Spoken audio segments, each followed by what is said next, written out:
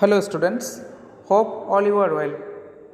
We are dealing with chapter number 11 of your class 4 CBSE syllabus, that is air and water support life. In this video, we will mainly focus on water. All of us are very much aware about the importance of water in our daily life. The water that we generally use in our daily life mainly comes from pond, river, etc. In town, cities, this water is purified before its use and before its supply door to door. But in villages, in most cases, it is used directly. But within this water of river, pond, different types of impurities, dirts, waste materials from household practices and industries are present. So, before use of this water, we should purify this water.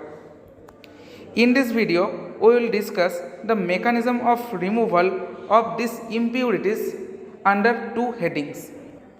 Number 1, removal of insoluble impurities from water, and number 2, removal of soluble impurities from water.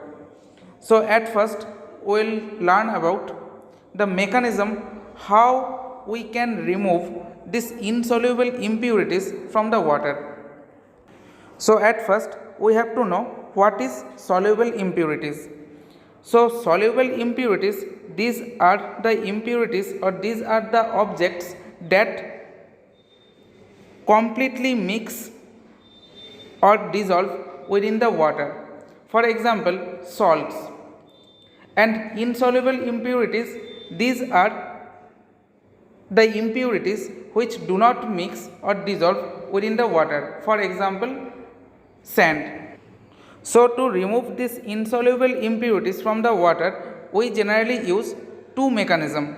Number 1, sedimentation and decantation, and number 2, filtration.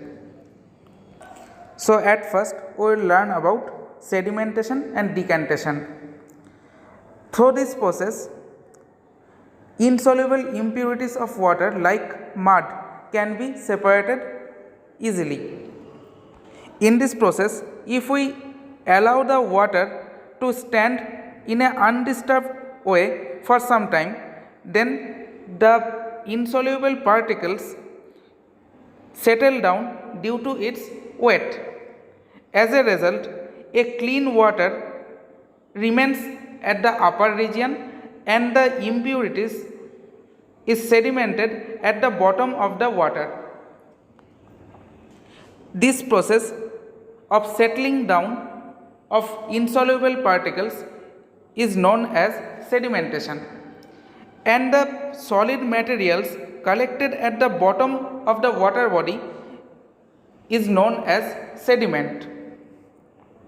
So after settling down, we can collect the clear water on the top and can gently pour into another container. The process of collection of clear water from the top region is known as decantation. Next, we will learn about filtration. In this process, we pass the water through a thin cloth or filter paper. The filter paper acts like a strainer. It allows the water to pass through it, but don't allow to pass the solid particles, if any, present in this water body. This is called filtration.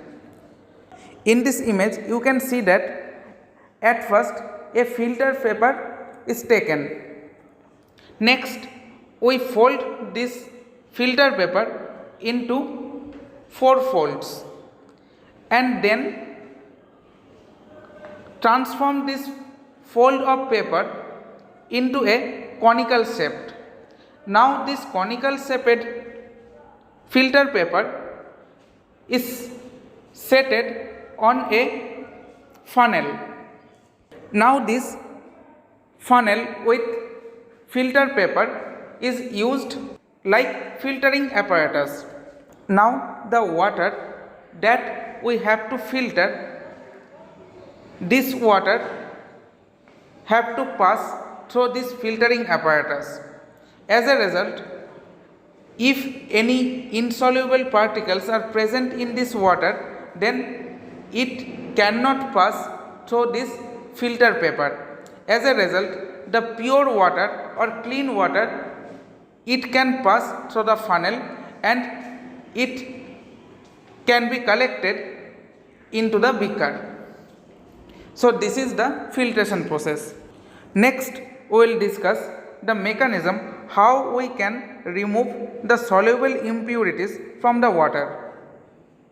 We generally use distillation process to remove soluble impurities from the water. In this process, at first we heated the water that we have to purify.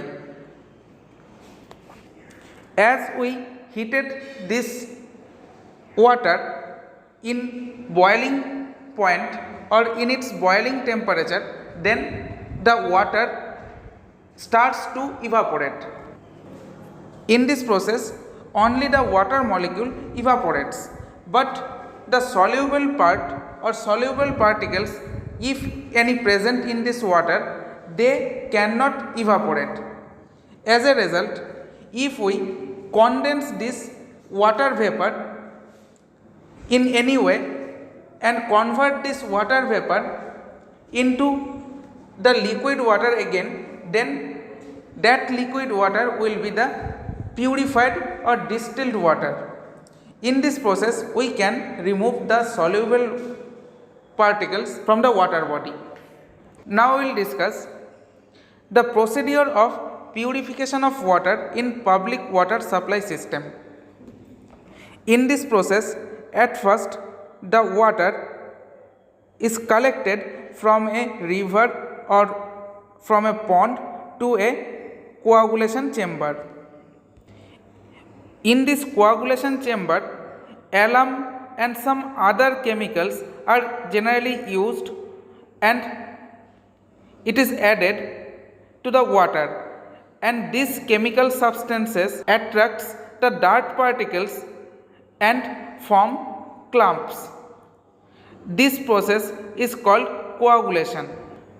Next, after the coagulation, the water is collected in a large tank and it is left undisturbed. As a result, the heavier particles, heavier insoluble impurities, if present, then they settle down at the bottom of the tank. This process is known as sedimentation. So after coagulation, sedimentation is done, and after sedimentation, the clear water that we get is filtered. This water, that means after sedimentation, the water that we get is passing through the filters made of sand, gravel, charcoal, etc. As a result, the small floating particles are removed in this process. This process of removing small floating particles with the help of sand, gravels, charcoal is known as filtration. Now this filtered water is chlorinated because though different type of impurities are not present in this filtered water, but different types of germs, microorganisms may present in this water body. So these microorganisms or germs are removed with the help of chlorination process. In this process, chlorine gas is passed through this water body. As a result, the germs are killed easily. Now this water is stored in a water tank at a higher level. We know that water always flows from higher level to a lower level. As a result, if we store this water in a higher level, then it can be easily distributed door to door in the town. This total process is called water treatment process or water management process. Go through it. This is much for today. Thank you.